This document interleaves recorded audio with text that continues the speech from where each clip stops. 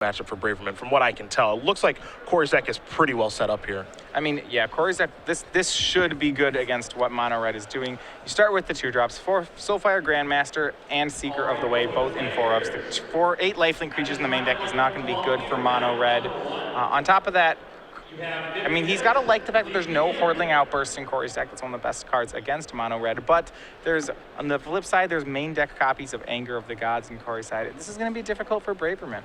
Yeah, and of course, Braverman's not working with perfect information either. He doesn't know what Corey's up to. Corey might have an idea of what Michael's playing since he's at the top of the standings and has been the star of the show thus far. You know, we did see Braverman last round, so we'll briefly touch on what he's doing, which is Mono Red aggro with 4 Zergo Bell Strikers, 4 Lightning Berserkers, 4 Eidolon the Great Revel, couple copies of Goblin Heel Cutter, 1 Goblin Rabble Master. Sometimes you see players play 4, but he's only playing 1. Spells, 4 Lightning Strikes, 4 Hordling Outbursts, 3 copies of Dragon Fodder, 4 Stoke the Flames, and then 4 copies of Wild Slash, 21 Mountains to tie the room together. And that's what you've got for this particular match between these two players. Braverman, again, in first place at this point. McDuffie, 8-1. He's off to a great start, and we'll see what ends up happening here if Braverman can stay undefeated and stay on top of the standings, or if McDuffie can get a big win here and move closer to making elimination rounds, which is so important for him. Yeah, remember his only loss, he's been on camera once, and that was his only loss so far in the tournament. 4-0 in Legacy, we watched it in Standard yesterday. McDuffie's just, it's an interesting case where, you know, the mental aspect of Magic is so interesting to me always, where he's been playing Magic for a pretty long time, and he's a pretty young kid. I think he's 22 or 23, and he just is always in day 2 of competition. He's always near the top of the standings, but if you look at the top of the standings, after all is said and done, you will typically find him in between, you know, 9th, 10th, 17th place. It's never a bad tournament for him. It rarely happens, but he even said, you know, I have to be doing something wrong to just always be missing or something, you know. I mean, I can certainly associate with that. That's, if I talk about when I was playing, that was the same way. And yeah, it does get to you after a while. You know, you say, okay, I'm winning 60% of my matches. I'm day 2ing every event. Yeah. I'm not top 8ing anything. Yep. This is, you know, yeah, at some point you really start to wonder, okay, is there something about mental preparation? Am I playing differently in my big matches? Yeah, and the way that, of course, the Magic community, you know, the way that we view results, and this I think applies to everyone, is, all right, who won the tournament? All right, what made the top 8 of the tournament? And then, you know, maybe some people, you know, your Jerry Thompsons of the world, the people who are really looking for information will dive through 9th through 32nd place and see what kind of decks and who are the names in there. And of course, you can have a successful career, you know, having those finishes, you know, the occasional top 8 and then getting 9th through 16th a lot of times, be it on the Grand Prix circuit, be it on the Open Series circuit, just accumulating those points. But when you're playing the tournaments, especially Corey, if you ever met him, he plays to win tournaments. I mean, yeah, you can certainly get a lot of middle finishes and end up, you know, getting pro invites, acquiring a lot of points. But there is that part, you know, at some point you play the game to hold the trophy at the end of the tournament. Yeah. That's what you're here to do, and that's what he's here to do. And again, he's won PTQs, he's played on Pro Tours, he's had good finishes at Pro Tours, he's played in Grand Prix, he's had good finishes in Grand Prix. He's played in Open Series events. I've commentated one that he's won. I mean, he's a very, very skilled player. As he takes a look at his opening hand right now, we'll see if he can find something that he likes here. There's the 7th card. Hand looks pretty good. Seeker of the Way. I think he has a copy of Myth Realize, a Temple of Triumph as well. And it looks like he's going to be on the play here as he's kept his hand. Yeah, well, I'm looking forward to seeing Myth Realize this game. On turn 1, that's certainly where you envision the card when you put it in your deck. It's going to be at its strongest. Now, in a matchup like Mono Red, how good is the card? Maybe not too much. It's going to be pretty slow. You may just want creatures that are creatures immediately. Something like Seeker. Here's Temple to get us started here for round number 10. Take a look at the top card. It'll become the bottom card. We're going to head back Braverman's way. See if Braverman has a turn 1 play here. Has quite a few in his deck. We saw Wild Slashes last time he was playing against Ross Merriam. This time it'll just be a Lightning Berserker, and he'll pass the turn back over to McDuffie. Yeah, the turn 1 Lightning Berserker pretty much is just announcing your plans here. Letting it be known to the world what you're up to? Yeah, but there's very few decks that can play this kind of card. Keep in mind, McDuffie does have 4 copies of Treasure Cruise in his deck, but he is not a Jeskai Ascendancy deck. Oftentimes we see Treasure Cruise go side by side with Ascendancy in Jeskai because, of course, it lets you fill up the graveyard. But just taking a more honest approach, just basically saying Treasure Cruise is a super good card, and I want access to a bunch of them. Yeah, that seems pretty reasonable. You see it in the Ascendancy decks because it really it helps those decks combo off very little. If you have 4 Treasure Cruises and 4 Jeskai Ascendancies, as long as your deck's full of spells, you can have a big turn with Ascendancy. That said, we see this a lot of times in this Jeskai aggro or mid-range decks where they're really just playing Treasure Cruise as a fair card. And Duffy going to search up an island here, a beautiful one at that. And we'll see what his turn 2 play is going to be, as he's at 19 thanks to that Flooded Strand. You'll note when you do watch Corey play, he's pretty methodical in his ways.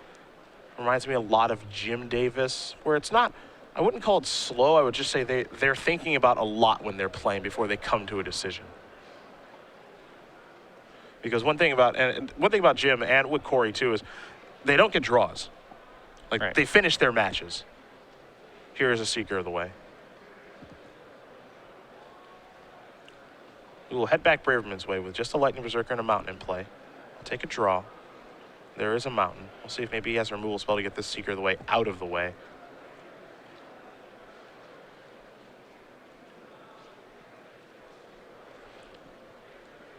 Looking on Braverman's side, Corey may just offer a trade if he attacks because it will trade with Michael's mana. It's interesting to see how highly does Corey value a Seeker of the Way. Pretty highly that he's not willing to block. Now there's a Wild Slash.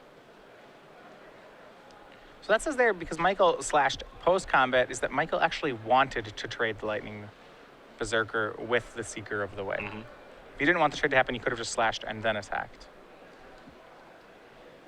Corey's hand right now does not have a 3rd land. Does have a Myth Realize he can play. Also has a copy of Lightning Strike. You see the 2 copies of Treasure Cruise. There's also a Mantis Rider in hand right now, so his hand's a little bit awkward. He has to decide between Lightning Striking a card or working that Myth Realized out there.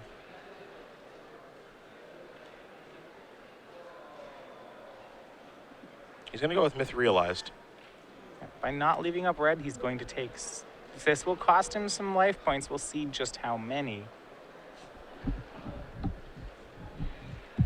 And this is a bold statement from McDuffie. And Pete Sully really put it the best at the top of the show, where this is kind of a constructed pre-release for people who are playing the standard portion of this format due to the addition of Dragonstark here, where it's just, all right, Myth Realized, I'm not sure how good it is. This is pretty powerful on the surface. You mentioned when looking at a spoiler, you got to look at those 1 mana cards.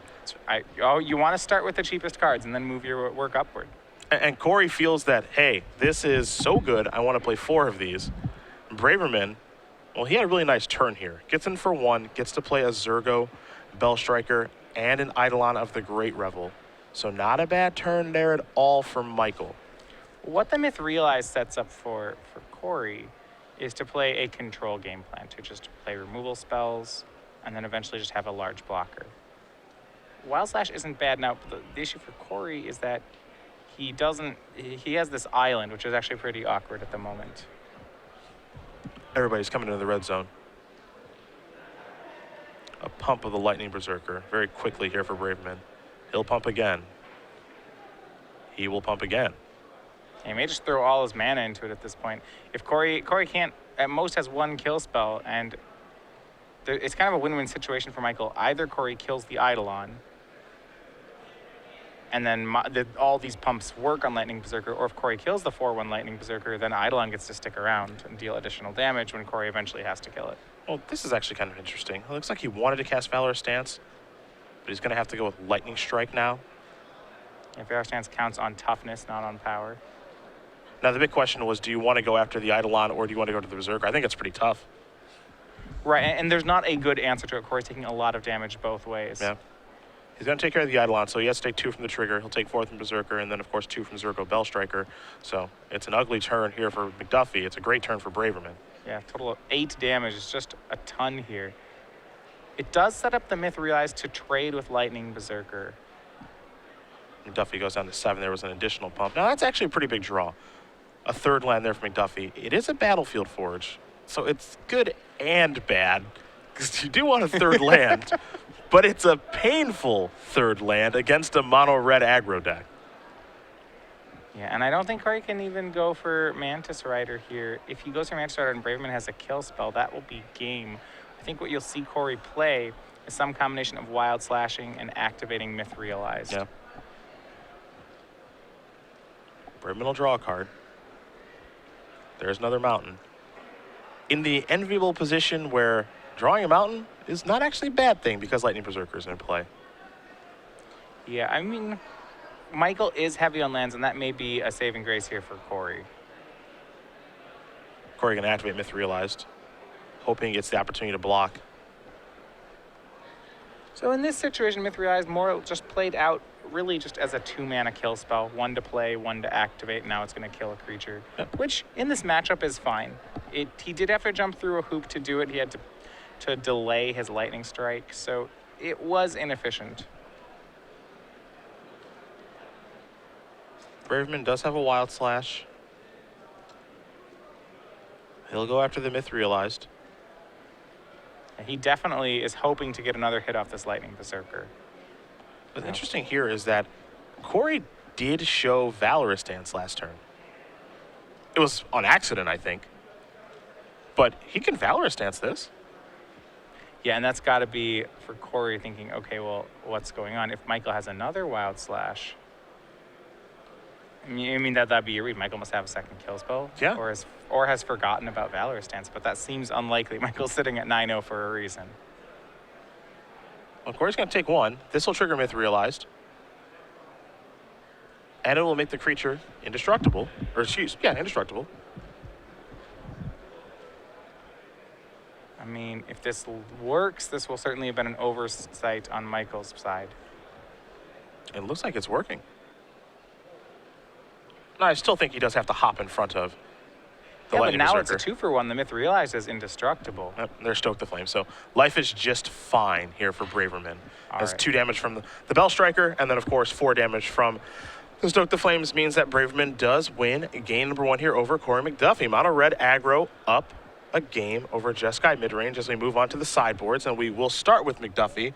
You've got that sideboard in front of you. Well, it was game 1 we thought looked pretty decent for Corey. Now he didn't get it, and a lot of that is due to some of his clunkier cards. I think things like some of those Treasure Cruises and really Valorous Stance are going to be suspect here. He's just going to want to make his curve lower. So if you look at the cards he has out of his sideboard, he has 2 copies of Arc Lightning. Those are going to be great against Mono Red.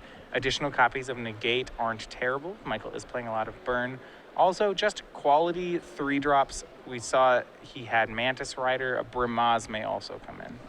Other side of things here for Braverman. We looked at his sideboard last round. We'll look at it again with his 1 Mountain, his 2 Hall of Triumphs, a Scouring Sands, 4 copies of Rose, 4 Outpost Sieges, and 3 Arc Lightnings.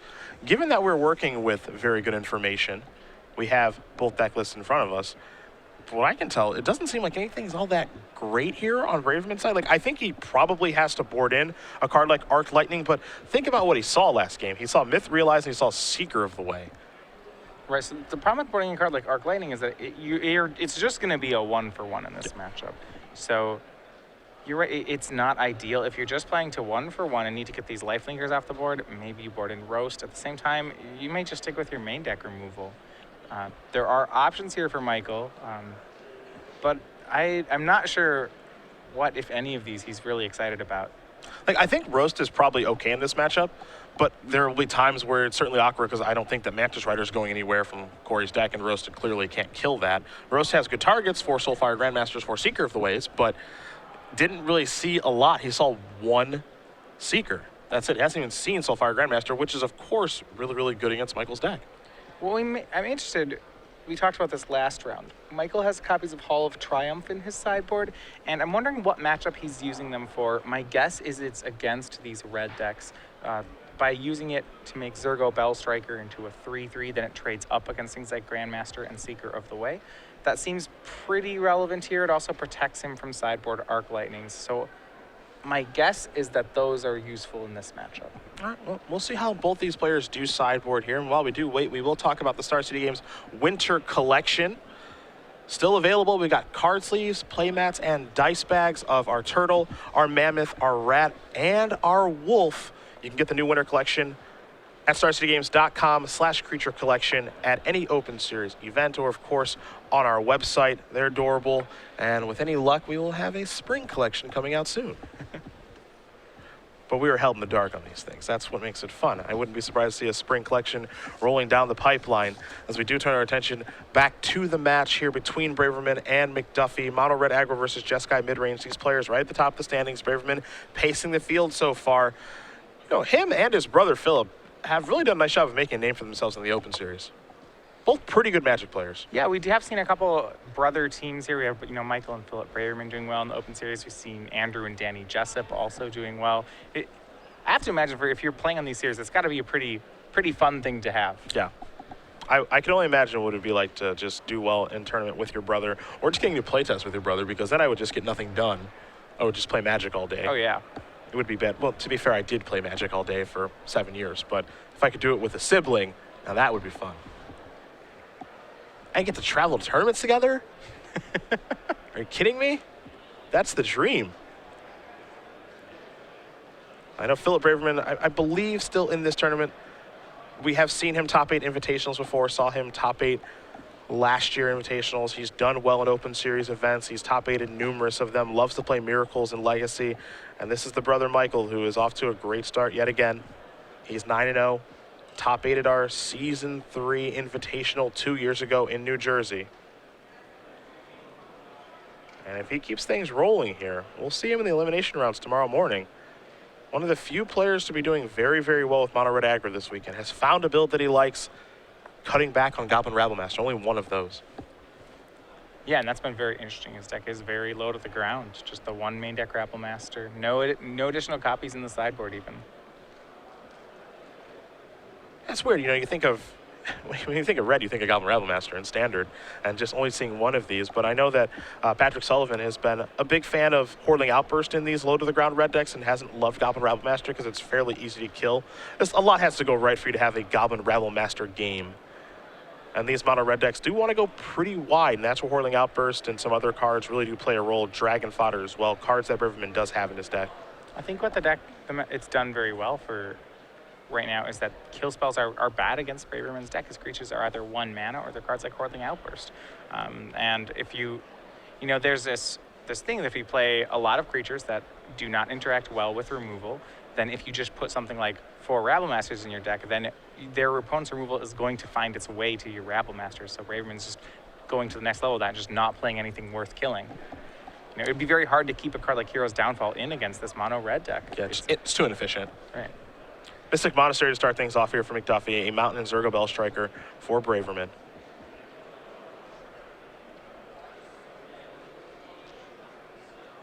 McDuffie does have lands, though they are painful ones. 2 copies of Battlefield Forge and a Shivan Reef. Yeah, and he may have one of his copies of Anger of the Gods in hand, or his setting up for something. He had the option of Seeker of the Way, but he's protecting that for this turn. It has to Anticipate and a Lightning Strike in hand. Looks like he's going to take 2.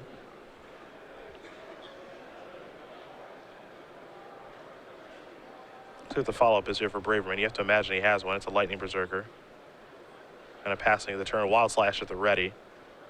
And now we'll see whether Corey was baiting into a sweeper of some sort here. He didn't play a 2-drop of his own, and he didn't use a Lightning Strike on the Bell Striker, so he's up to something. Yeah. This is Anticipate. Bramaz, Temple of Triumph, and Soulfire Grandmaster are the options here for Corey. All pretty good cards, so he's going to set those down and take a look at the grip. Yeah, Bramaz would be great here.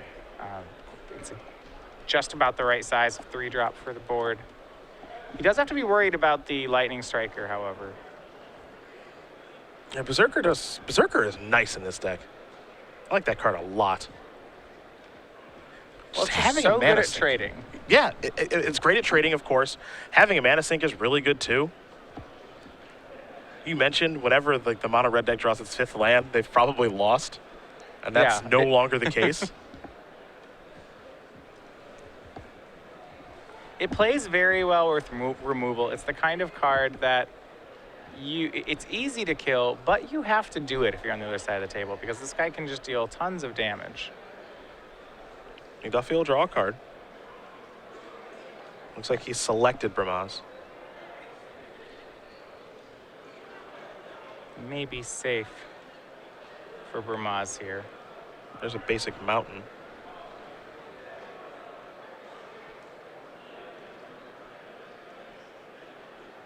And he's going to pay 3, which means he's going to take 1.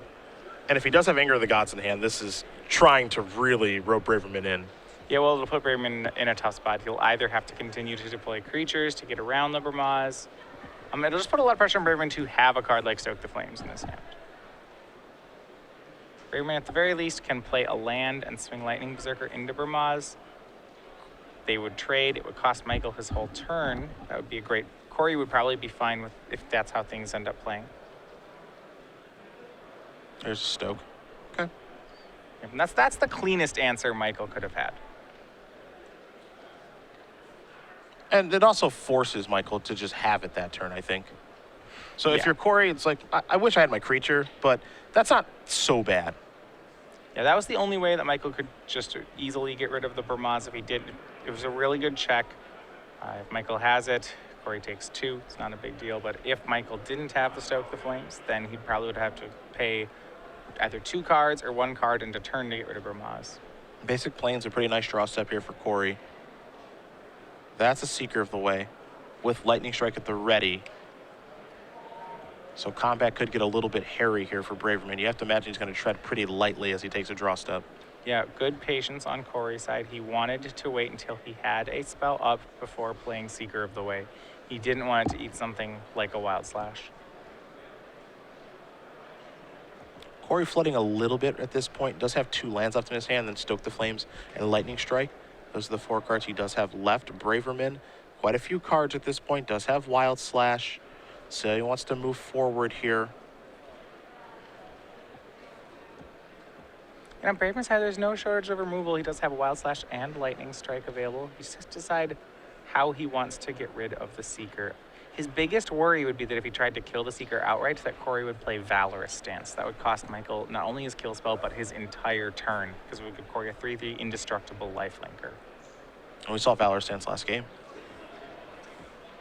Both creatures going to come into the red zone. For Michael, you have to assume, it's reasonable to assume that Corey has some sort of instant. He's going to go for a play here. Oh, yeah. You don't know which one to play around, but you have to assume at least 1 spell, potentially 2. I mean, there's a world where he could have 2 copies of Wild Slash. It is, I think, rather unlikely. By doing it in this order, it means that if Corey does go for any sort of removal, Michael will be able to trade Wild Slash with the Seeker.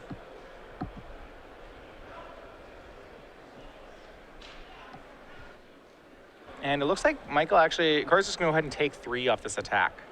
He really wants to get that additional value out of whatever Michael uses to kill Seeker. I think blocking's tough in that situation. Because for everything to go right, for the Seeker to live, Michael basically has to have nothing. Yeah. I mean, it seems unlikely the Seeker will live no matter how Corey plays it. Yeah. So it's kind of this minor game of one-upsmanship, I think. And that's it, because everything's an instant. Michael will go ahead and wait till... Where I like how Michael's play this is because he didn't force any action. Now he gets to play this game on Corey's turn and use Corey's mana again. I like this a lot. Doing this on McDuffie's upkeep. So here's a Wild Slash. And by using Wild Slash here, instead of Lightning Strike, Michael will get 2 for 1. So here's Stoke the Flames.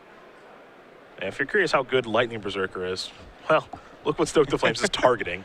Yeah, but now it's going to force a second kill spell out of Michael. Yep. So yeah, it'll end up being a 3 for 2 or a 2 for 1, depending on how Michael plays it. It's an exchange I think that Corey is probably okay with. I imagine he wants to keep his Seeker of the Way because it's an all-star in this matchup. But I also like how Corey sequenced things out here, which is, okay, I'm going to Stoke. I have a land in my hand for the Lightning Strike. He drew a copy of Flooded Strand. Yeah, and it may be that Michael wanted to start on Lightning Strike just because it seemed pretty likely that Corey would have at least 1 instant. Sure. The Wild Slash ended up getting thrown away there. There's Shivan Reef. But because, as you mentioned, Corey pretty heavy on lands right now, and Michael, skipping his land drops the last 2 turns, very light on lands. Well, there's land number 4 for Braverman. Maybe just fine. He's reaching. Is this perhaps a Rabble Master? It's a heel cutter. It'll be dashed. This really shows that in Constructed, there's just one mode on heel cutter. Just being dashed, not hard Just cast. don't hard cast. I mean, if you played with the card in draft, it feels the same way. You play it on 4 and you're like, man, now it's just going to die. And, well, even when you dash it, sometimes it dies. Lightning Strike's going to have to go after that. And now Zergo Bellstriker will get the hit for 2. See if Braverman has a follow-up here. Just has to pass the turn back. We go back to McDuffie. And Island's the draw. Duffy's done a great job of staying alive, of trading. Now he needs some of his card advantage. So ideally, he'd get a Treasure Cruise. This is a situation where Soulfire Grandmaster is not terrible. It'll turn out. Its second ability is definitely live for most of Corey's removal. Corey has 5 cards in his graveyard at this point, so Cruise would cost 3. He did a quick check. This is another heel cutter. It is. Just wants those haste threats. Here's an attack for 5. McDuffie's going to go down to 4. There's a mountain. Heel cutter back to the grip. It's spell or bust now for McDuffie. And this is the second time in a row that we've seen a matchup where we walked into it saying, hey, this might be tough for Mono Red, but Braverman just continues to prove us wrong. Yeah, why lose when you don't have to? Michael Braverman going to win this match here over Corey McDuffie, 2-0. Mono Red Aggro will take care of Jeskai mid-range. Pretty straightforward stuff there, you know, for on Corey's side of things. The mana issues game 1, a little too much game number 2, but